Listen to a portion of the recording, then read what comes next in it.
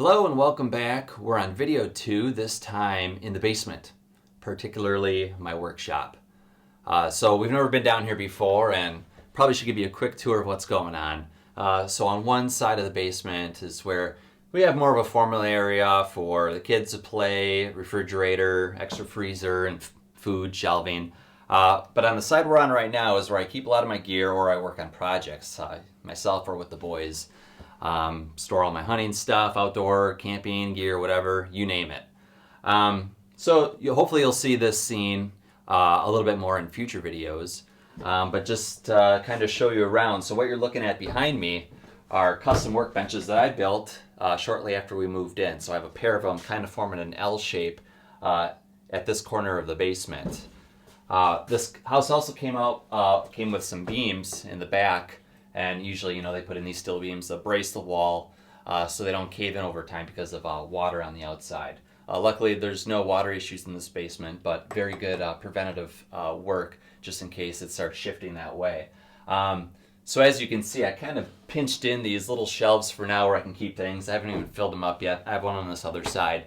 But if you guys have any genius ideas for things to do in the basement as far as organization, shelving, kind of making a cool custom setup, for a work area, I'm all ears. So I got my benches.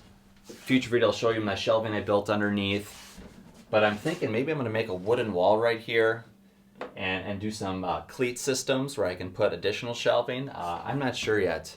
But I'd also like to put in electrical outlets around here as well. One thing that this basement did not come with was a lot of electrical outlets, especially on the wall.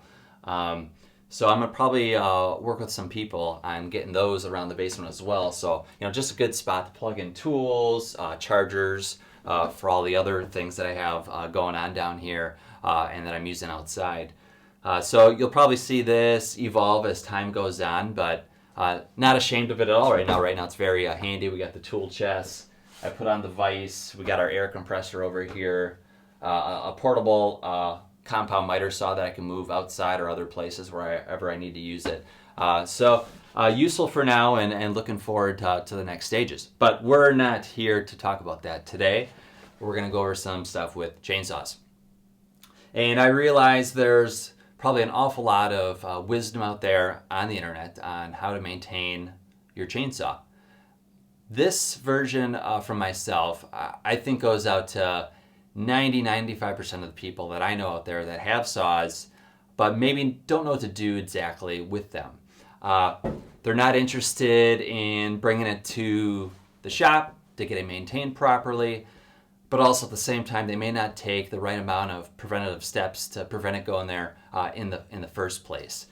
So, a tree comes down in their yard and they pull out their saw and it doesn't start. It probably could have been easily prevented the previous season if they did just a couple steps. So I don't think we're wasting a lot of time or money to make this happen. So this goes out to all my friends out there that never have a working saw and always call me up, and that's okay. I'll always be there to help. So first off, when you get a saw, I always recommend getting a protective case for it. Usually, and unfortunately, these saws do not come with cases, or at least from my experience. Usually, they come with this little cheap piece of plastic that goes onto the end with the blade, which, more of a kid toy if you ask me. The benefit of having a case is a few things. First, your tool for tensioning the chain, changing spark plugs. Obviously, this fits right into the piece of plastic here, so you always have it on you. Also, I like to keep a kit in here that has all my sharpening files. So you see, you can open this, and I got the different tools necessary where I can file in the field if my chain is getting dull. If you're also lucky like me, your wife will have an extra Kate Spade glasses case, and I use that to keep my safety shades. So you always want to wear those when you're using a chainsaw or any power tool. I'd recommend hearing protection as well, which I'll just loop.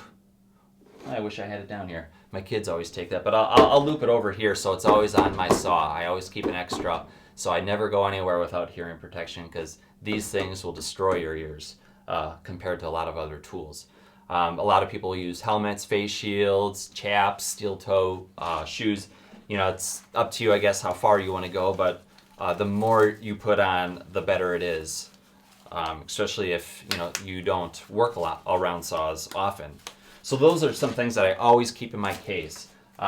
One could argue that it would always be a good idea to keep some oil in your case as well. Not that there's a ton of room in here, but these things are little enough where you can keep spare oil. So you're going to make your 50-to-1 ratio, which means just pouring one of these 2.6 ounce containers into a gas can that has 1 gallon of gas. So on the topic of fuel, at least in Stihl's case, they recommend 89 grade fuel, but I'm sure 87 would work, 89, whatever's in your area. But what I do is I follow the recommendations based in the manual of 89. One problem that I have in the area we live, and I'm sure a lot of people experience, is that they have ethanol in their gas. If you can get non-ethanol fuel, that is going to be better, because once you put that fuel in here with that ethanol, over time it's going to attract water, and that can do some funky things with your carburetor on your chainsaw. So always strive for non-ethanol. If you can't, that's fine. There are stabilizers in this oil that helps with some of the effects on the gasoline, ethanols, and other things that are happening with that fuel. So this will help protect your saw in that fuel once you combine them in your gas can before you pour them into the machine itself. I'd say before anything that we get into, fuel is definitely the number one thing you need to worry about. Obviously, you have to have a sharp chain. Spark plugs need to be changed, air filters, fuel filters, all of that, is going to determine how well your saw is working, or if you're going to have to bring it in somewhere to get it tuned up. But the fuel destroys these things. So I think Stihl, in their case, they recommend, if you're not running the machine for 3 months, that you ditch what's in here, dump it out into an improved container, recycle it, and put fresh fuel in. I pretty much stick to that advice. If I know I'm not going to be running that saw for a long time, I'm going to dump it out to let it prevent it from gumming up in here. And that just keeps things running smoothly. I've never had a machine not start up because of a fuel issue in all the time I've had them. So weed trimmers, leaf blowers, lawnmowers, all different types. I've learned my lesson. So one story, when I had a motorcycle back in the day, is I'd put stable in with the fuel, and I actually do that with all my machines, minus the ones that you have to mix the oil with that already have some of those stabilizers built in. But I had my motorcycle, and they said just put stable in. You can let it sit for the winter, and in spring, it'll start up just like new. Yes, it saved the oil. It did start up, but I noticed that it didn't have the power. It wasn't running as well as it could. And I thought about bringing it into the shop, but I thought, I'm just going to run out this tank of gas. I'm going to get some fresh fuel in it when it is empty, and then we'll go from there. And I'll tell you, when I put in that new fuel, it ran like a champ. It was simply that old gas in there, even with the stable, being the reason of why that engine wasn't running the way it should. So that, I know there's always arguments online. Should I use stable? Should I run it out? That was the hint to me that I'm never going to let engines sit with fuel for a long, extended period of time.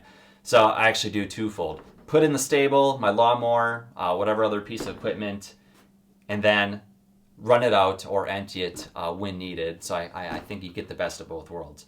So definitely fuel. Make sure you take care of that, and your equipment's going to take care of you. So we'll take the saw out. So I always recommend when you're working with the saw or the chain to wear gloves. I'm going to try to be a little bit more careful today, but you'll be incredibly impressed of how sharp these chains can be. I remember maybe one of the more recent times that I was helping a buddy take down a bunch of large limbs on his tree.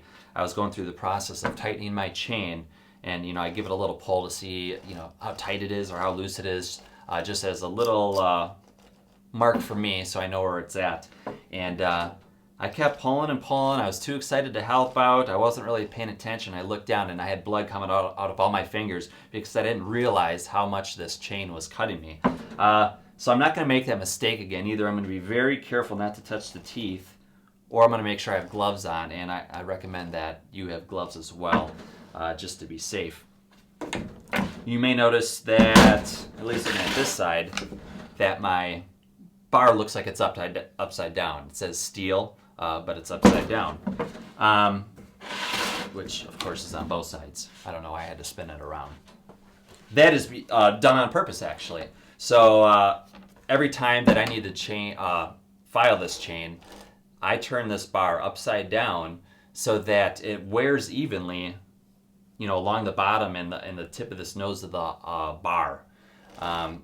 You don't have to do it every time. I do every time I sharpen the blade, just to keep that wear even and prevent me from having to buy another one of these.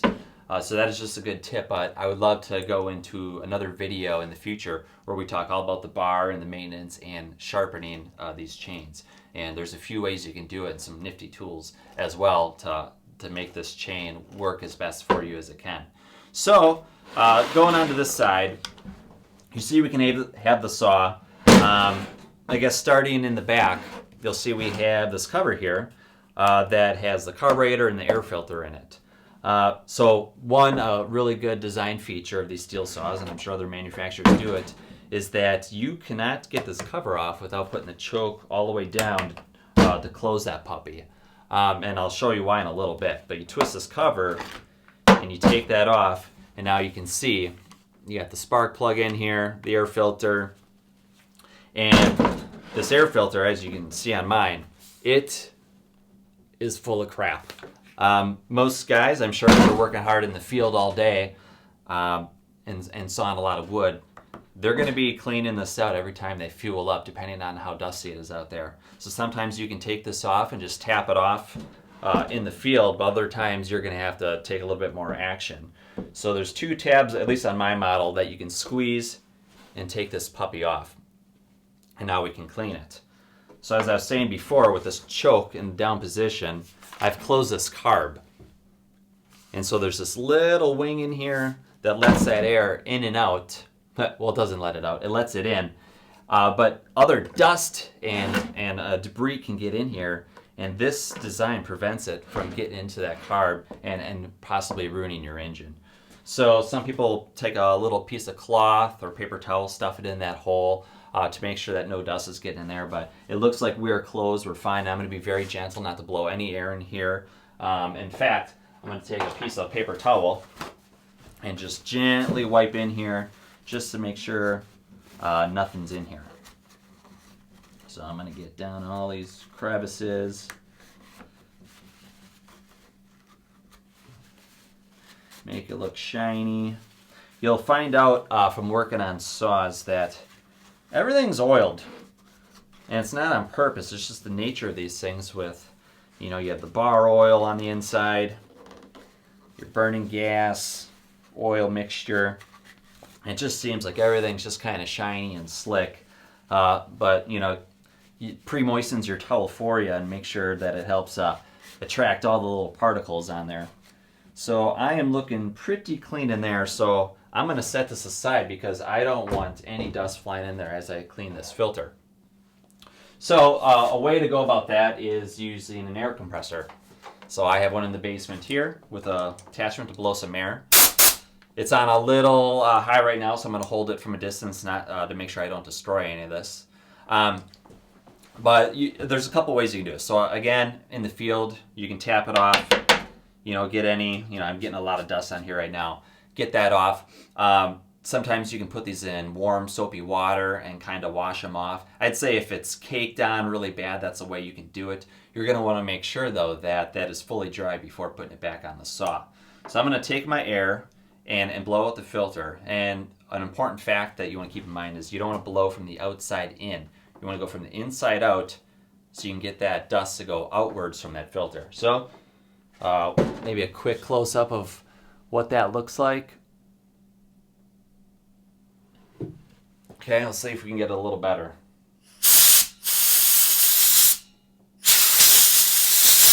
Just work It's in all the different corners. I don't know if you can catch it up on the camera, but got all sorts of chunks flowing out here.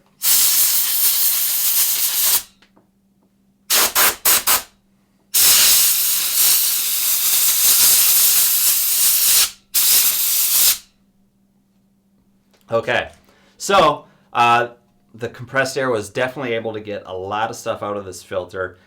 I don't know if showing you on camera is going to give you the warm and fuzzies. It's kind of hard to see, especially with the color of this fabric and probably how it's, you know, kind of dyed itself over time with having all that wet sawdust in there.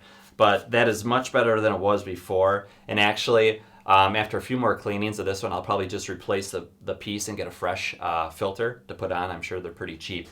But you know, this is how air is getting into your engine. And if this is too clogged over time and it's not cleaning well, obviously it's going to choke out your engine. You're not going to get the power that you're expecting out of that saw. So, you know, as we're learning, right fuel, right filters, that's what's going to be the key to success. So we'll take our saw, put that filter back on just like we did. One thing I think would be fun to show you while I'm in here, there's this little dam back here. And if you can look on here, there's a little symbol.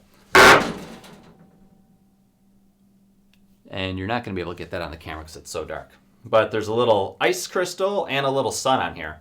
So basically what you do with this saw is that when you're operating in cold temperatures, you put this down in one direction, and if you're in the warmer temps, you flip this down. And this is just going to change the airflow into the engine, depending on if it's hot or cold outside, to get the proper air around here for the cooling that it needs. So just another feature that is really cool with these saws, just the help with their quality and make them work for you in the way that you want. I will be honest, I've run this in the wrong position in the summer and winter. I have experienced no ill effects on the saw, or none of that I noticed, but I'm sure long term you don't want to operate that in the wrong position. Those engineers at Stihl put that there for a reason. So we got the dam, and before I put this filter back on, this is where the spark plug is. So this is the boot you can just take off. If you have your tool, for tightening your chain, you can put this in here and take that spark plug out. Stihl, I know, recommends every 100 hours or so of operating the saw. I know that this spark plug is new enough, so I'm not going to actually take that out right now. But, you'll go to your shop, get spark plugs, and, you'll have to look at them. Was it 100 hours? Maybe. I know no one's running a stopwatch when you're running your saw, but you can take these out and look for signs that they're wearing incorrectly. There's a lot of torching. Maybe there's a lot of burnt fuel on here with some contamination. So you're just going to have to, kind of keep an eye on that every now and then. Maybe every year, check your spark plug if you haven't hit that 100-hour mark. I think there's maybe a little controversy around spark plugs. I know I was someone that every year, lawnmower, snowblower, it doesn't matter how many hours, I'm going to replace that spark plug just like the manual says, once a year. But I noticed I take these plugs out, and they basically look brand new. There's no corrosion. It didn't look like it was fried, and the performance of the engine was working perfectly. And that's the main symptom of a shot spark plug is you're going to have bad idle. It's not going to start up correctly. So if you're having those symptoms, definitely this is one of your first places that you want to check. But then I start maybe getting a little lazy doing what I'm not supposed to be doing, and you're going 3 years without changing a spark plug, and then 5. Again, these are the risks that you're going to have to live with. Is that important or not? How much are you using your tools? But you read online on the forums that someone will have a lawnmower and they won't change their spark plug for 30 years and it's running fine. So I don't know where it sits, but that's something that I'm probably going to address every 100 hours just because I like to maintain my tools and be a little bit more proactive so things don't start causing issues with the engine and it's running wrong, which could cascade into other things. So fuel, filters, spark, those are the 3 main things that make engines run. And I don't think you probably want to play around with any of those factors. So we're going to put our filter back on now that we have cleaned it out. And it just pushes on, snap, and we are good to go. once that is complete, we can put this cover back on easily enough. A little twist here, and then I can click this to put that choke back up, and now it is good to go. This cover can't come back off because now this lever is in the way, and that is that. So moving on, you operate these things, and you are bound to get a lot of gunk in here. So using our tool, we can take our chain off and the side cover, and I can kind of show you what that looks like after you've been using your saw a lot outdoors. Let's get that nut off, get that side plate. So here, you'll see that you have the chain sprocket, and so that chain, when it moves on that bar, you can see that sprocket moving. That sprocket will wear out over time, and you'll have to replace that, but that is something that we can cover in a future video. I should already have this loose enough where I can just take it off. You see? All right. So I always store my chainsaw with the chain loose. I don't know if this is an old tale or not, but I've heard that if you keep that chain tight on that bar, that it could put wear on the sprocket. And probably as it's cooling down and contracting, it could put a little bit more poundage on that piece. So I always keep it loose when I'm done. That's a good system for me as well, because that means that every time I put that chain back on, I'm making sure that I set the correct tension on there, so that I'm not running a risk of it flying off when I'm sawing, because I've run with this chain with it at the wrong tension too many times in a row. I don't know if that made sense, but I'll explain again a little bit. But as you can see, this is getting really grody. So I'll try to do a close-up. So you can see the oil, the black, the sawdust, everything in there. This is just caked on.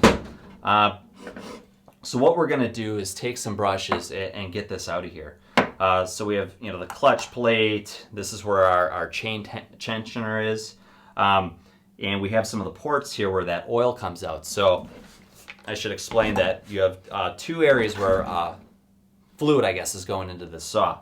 You have, this is where your gas oil mixture is going, and this is where your bar oil is. So every single time this runs out of fuel, put fresh gas oil mixture in here, and then I put bar oil in here as well, so that this never runs out and I don't burn up my chain and my bar. That is always a good practice. Fill one, fill the other, and you'll never have to worry about this going dry. Usually this probably could last a couple refuels. Maybe it'll be half gone when you run out of your gas. But if you fill this every time, you never have to worry about this going bone dry on you. Unless you have some other issue going on. So, what you can do, sometimes I use the end of this tool that comes with the saw, and I'll get off some of the main pieces. So you can see this is just baked on there, tons of chunks sitting in here. And obviously we're gonna have some issues maybe with heat transfer. It's gonna gunk up with the chain moving in there. The ports with the oil that come out, you don't want those getting clogged either, otherwise you're not getting the transfer to that bar that you need. So you could also take your air compressor and carefully spray a lot of this out, along with the inside over here. But I'm not going to do that in my basement because that's something I'd probably do outside. Otherwise, you're going to have grime, oil, sawdust everywhere in your basement. I'd rather keep it on the bench so that I can easily clean that up later. I also have a series of brushes, nylon. It's probably fine as long as it's stiff enough. So you can get in there and clean this up. So I'll just do that for you for a little bit. You can see all the chunks coming out. Now we're actually seeing white plastic, where before, this thing was just covered. It's winter. This is an activity that I like doing. In summer it's a little busy, I'm using my saw more, but now with a little bit more time, I can get in here and do things like this. Almost like shining your shoes, when you're not really using them and you just want them ready for, next time you have to wear them at work, or your special boots for, outside. you know, just nice winter activities that you can do just to stay on top of things. So I'm going to keep getting this out. You know, some of this isn't a big deal. It's, you know, it is what it is. It's a chainsaw. They're made to be dirty. It's not, you know, impeding movement that much with the chain and moving parts in here. And, you know, it's definitely got the power. So, you know, we're not going to be too crazy and perfectionist on getting this all out. But we don't want it to build up like mad either, where it starts imparting the function of something on here. So, I think we're getting close. There's also other parts beneath this clutch plate that also can wear out. You know, if you're using your saw a lot, I'm sure this is something that you're going to look into more just as preventative maintenance. But that's something that we're not going to cover in this video, maybe a future one. I've had this saw, I don't know, 10 years, and I'm not noticing any wear and tear on any of the major parts, spindles. You know, just doing the basics has been fine. So, I think we're looking good. I just want to make sure that, okay, I have a little bit on that oiler port, so I just want to make sure that it's not dirty at all. I'm going to actually take a little shot of air. Good. I should say, when using compressed air and on things like this, always wear eye protection. That was an example of me not doing that. But you don't want that blowing in your eyes. I've done things like that before. It is not pretty. I don't want burnt oil in my eyeballs. Okay, I think that is good. So when you're thinking about grime and all that stuff that's on your saw, where'd my filing kit go? So they do come with this guide. And again, we'll go over this in another sharpening video, but you can set this on your teeth to, actually the guides on the chain, not the teeth themselves, to file those down. So I believe they're called the rakes. So the chain goes into the log the right depth, but it has this little point down there, and so you can actually take your bar and you can put it in this channel. So there's this area where the inside of the chain runs on both sides, and you can clean that out with this tool. This is something I don't do all too often, but if you can see on the camera, there are chunks coming out of here. So again, this is just going to clean things up, allow things to move more freely. I'm going to flip it around, do it on the other side. You know, my gut is having the stuff in here doesn't hurt all that much. You know, it's all kind of oiled up. It probably slides around. But again, it just takes, you know, a few seconds to run this out. So why not? It's easy maintenance, and you got the stuff already here. You want to be real careful running your hand or fingers around this bar. This is a good instance of another opportunity to wear gloves. Burrs form on this, and you know, slivers are one thing, but a metal burr from something like this going in your finger is not a pleasant experience. So you want to be very careful with that as well. You can, you know, remove those if you want. You know, generally it's protected by the chain and the chain sharpen. I'm not touching the chain, or at least in any way that you shouldn't. So I don't worry about that too much, but it's just something to keep in mind that can get you. You got the nose sprocket here. You want to make sure, you know, is that moving freely? So at the tip of your bar, that chain is revolving around this nose sprocket. So no issues there. Again, another thing that I can cover in a sharpening video is that when you use a vise like this, so I'll generally put 2 blocks of wood on each side of this and pinch it in while I'm doing the chain sharpening, just so, you know, I don't like that metal on metal with that vise. But you got to make sure that you keep it away from this tip.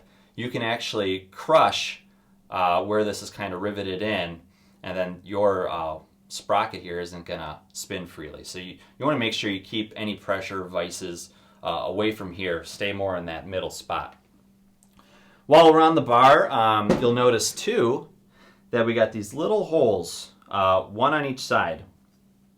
So I don't know if you can see that amongst all the muck, but there's these holes. So you got your two bigger ones. You got these two bigger holes, and that's, where are we? Okay, so you got the two bigger holes. That is what connects to this little rod here for your tensioner. So that'll go back and forth for that bar to set that tension. But then you have these tiny little holes. Try to get a close up. I'll do some B-roll, get in there. But that's where your oil from this oiler port from your saw puts oil into the chain. So you want to make sure that these little holes are clear of debris as well, so that when this is resting against the machine, that oil can go into this bar and into that chain. So as it goes around and around, it's going to keep this whole bar well oiled, which we can show in another video. But there's basically a test you can do once you get this all cleaned and sharpened. You can tighten up your chain back on the bar onto your saw, and then put your saw out and give it a couple revs at high RPM against a piece of like white paper, newspaper, or even on concrete, and you should see a line of oil that kind of just shoots out from that bar onto the paper. If you know that, if you see that's happening, that means the oil's getting through and it's getting onto your chain and coating everything, which is really important. Otherwise, you know, this is gonna be toast. You're gonna have to replace your bar or your chain or both. So that is that. Here's the chain. Not much you need to do here unless you're sharpening it, but you can see the teeth on this side is what travels inside that bar in that groove. So this would be considered what's a safety chain. So again, there's these extra little rakes or raises within the chain that don't let that chain bite down too hard into that log and can cause things like kickback for inexperienced people that are operating chainsaws. I use a safety chain. You know, I've thought about graduating to the big boys, but this saw and this chain has always done me plenty of good. I have no issues getting through giant logs, felling big trees. So I'm not worried. Maybe someday I'll get something a little bit more aggressive that can take things quicker. But yeah, I also being a father and a husband, safety's fine with me too. So I'm going to put the chain back on. Obviously, you're going to want to make sure it's put on the right way, so that when the teeth are coming down the bar, that they are cutting the wood. And I want to, well, first I'm going to clean this bar out. Try not to touch these burrs too much, but just make sure, as I said, that all those holes are cleaned. Oh, and this is so gunky. But again, as long as that oiler hole is clean in my book, I'm not too worried. That's the main thing we got to worry about right here. But being a saw, using oil, sawdust, everything's going to be a little dirty.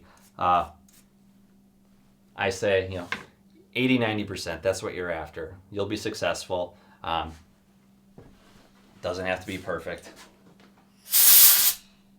Okay, we're good there with the oil hole there. No safety glasses. Close your eyes. Okay. Good to rock and roll.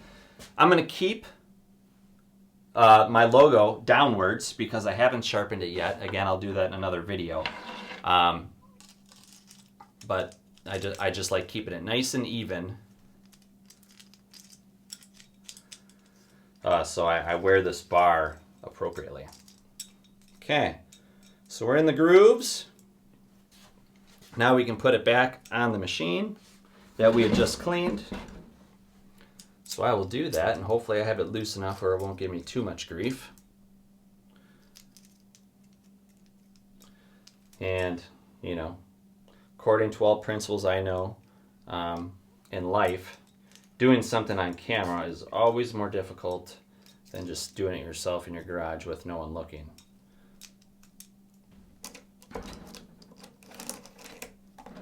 There we go. It probably would have been better if I just put it on the side to begin with. But as you can see, I got the chain in. It's rolling on that sprocket. Our tensioner rod is in that little hole. And we are good to go. So I'm going to put, look at the inside of this thing. Covered with sawdust and oil. Another good spot to hit. For this one, I could probably just take the nylon brush and look at it. Just comes right off all these different areas where it's caked on. Not a problem. You know, you may have some stubborn areas, but again, it's like coming off in flakes. But again, you know, that's just gonna, you know, you keep that in there and it's gonna hamper the ability for stuff to kind of fly through, as, you know, this is creating chips and dust from the saw and the chain. It's just gonna continue to probably gunk up faster if you don't address this, and then that's where you may start coming into some issues. So giving this a little bit more clearance around all moving parts is probably gonna do you some favors. So we're just gonna get all those main chunks out. And that is looking pretty good. You know, definitely around the holes where the bolts go through. And we are looking solid. Maybe a little love on top. But again, it doesn't need to be perfect. And we got other things to do in life. So we put that cover back on. Then we get our nuts over here. And we start screwing them on.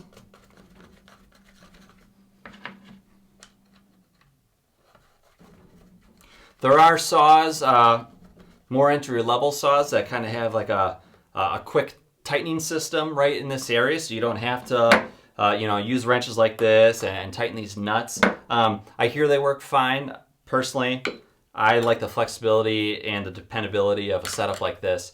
So this is what I enjoy. So I have my saw loose, looser than how I'd run it, so that's where I like it. It's not putting a lot of tension on things.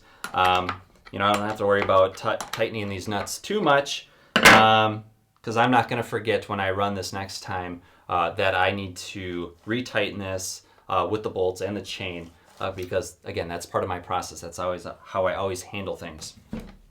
So this thing is good to go. I already ran the fuel out this season, earlier, maybe a month or two ago, as we were heading into winter. So the process for that is quite simple. Start it up, because you don't want to dump the gas and then try to start it up, because there could be another reason why your saw is not starting. And you'll never know if it's because you just emptied the fuel or there's something else going on. So I recommend, with whatever fuel's in here, start it up as you normally would. Get it warm, rev it up a little, so that you know when you start it up that second, third, fourth time, just like you do when you're cutting trees, you know it's going to start right away on that first try. So get it warm, and then once that is done, I'll shut off the saw, empty the cap, empty the fuel. Did I say empty the cap? Take off the cap, empty that fuel, put that cap back on, and then start your saw as you normally would, and then run it up from there. And that's going to make sure that the diaphragms in your carbs stay dry, they're not going to get gunked up over winter, and that you're going to get the best longevity out of this before you need to take it somewhere. Or working on it yourself to get it back in tip-top shape. So that's how I approach that. It makes it real easy. You want to make sure that you don't rev up the saw too much when it's running out of fuel, just because you're taking away one of the ingredients, if you will, to keep the saw going, and you don't want to run it too hard when you're going low. Yes, these things run out of fuel while you're in a tree or you're taking something down, and yes, they die on the spot. But I think it's just a good practice. You'll start to realize, how much fuel your tools have in them when you're emptying them. So I know I can put this throttle down for 10, 20 seconds. I know it's getting really close, and then I just let it idle. I let it sit on the ground with the brake on. So if you didn't know, these saws now come with brakes. With that brake on, so nothing weird can happen. I just let it die. Once it dies, I may put the choke back down in a few different configurations, or I'll just yank that pull rope, 5 or 6 times, just make sure everything's burned out of that engine. Sometimes you'll just get a little putter when you've emptied that fuel, or you may get another 10 seconds out of that engine. But I want to make sure it's bone dry in there, so this thing is ready to sit. And that is pretty much it for your saw. It doesn't get much harder than that. If you do these simple things with the air filter, your fuel maintenance, And you can do this chain sharpening, and like I said, I'll show in another video. You can go years and years without this thing having a problem. You know, typical homeowner tasks and things that you're doing on your own property, you may only need a few hours of this saw every season.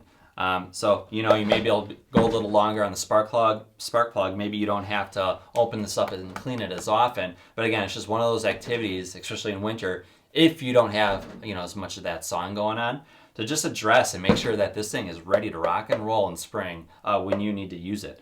So I hope this was very helpful. I know I did a lot of talking and went a little slow, but this is something you can do in 15 minutes if you have everything with you. And it should be no problem at all just to come downstairs, or you go in your garage and just rock and roll with it, and then you're going to be ready and be the hero of the neighborhood. So until next time, and thanks for watching.